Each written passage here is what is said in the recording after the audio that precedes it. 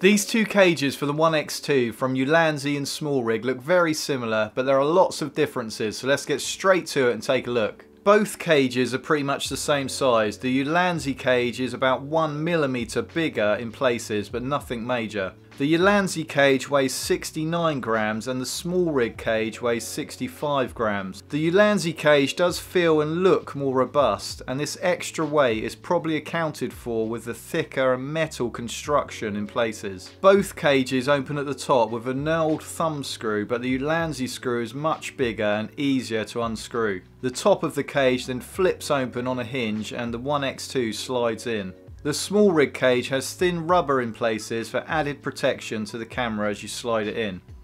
And once in the cage, the camera is a snug fit and feels very secure. In some ways it's almost too snug, because when you take it out you really do have to tug it to get the camera out, and with no lens cap on you could easily knock it into something.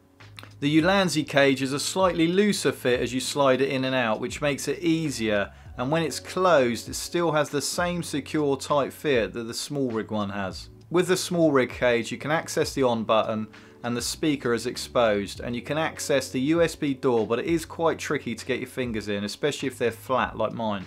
The Ulanzi cage offers a lot more room to get your fingers in, to press the on button, access the USB door, and you can get the battery in and out as well. There is also enough room to attach the mic adapter when you use either one of these cages.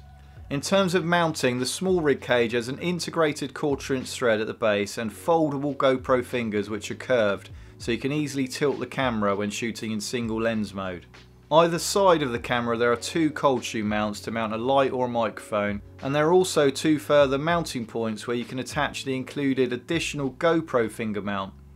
This will then give you a horizontal mounting position, which is good for less wind resistance on a motorbike, for example. The one thing I do like about the additional GoPro finger mount is that the screws are integrated into the thread itself so that you can't lose them. The Ulanzi cage has an integrated 1/4 inch thread at the base as well, and also the curved foldable GoPro fingers. The finger mount at the base feels more robust than the SmallRig cage and has less flex.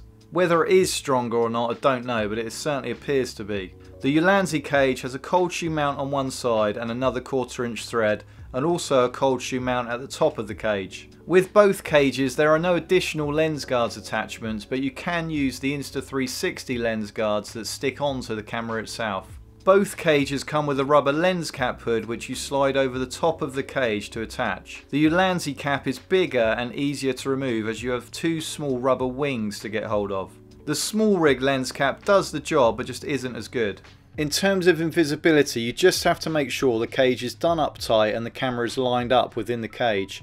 I had one issue with both cages where I couldn't get rid of this thin black line and had to readjust the camera. You can also experiment with stitch for lens guards and chromatic calibration, which can sometimes help with minor stitching errors. A bonus accessory that comes with the Ulanzi cage is a soft pouch, and even if you don't use it for the cage and camera itself, it's always handy to have for other accessories. Both cages offer a good level of protection for your ONE X2 and come with additional features, but for me personally the Ulanzi cage is the better of the two and it's the outright winner. It's well thought out, it's a better design and more robust. For more ONE X2 accessories you can watch these two videos next. My name's Rich, thanks for watching and I'll see you in the next video.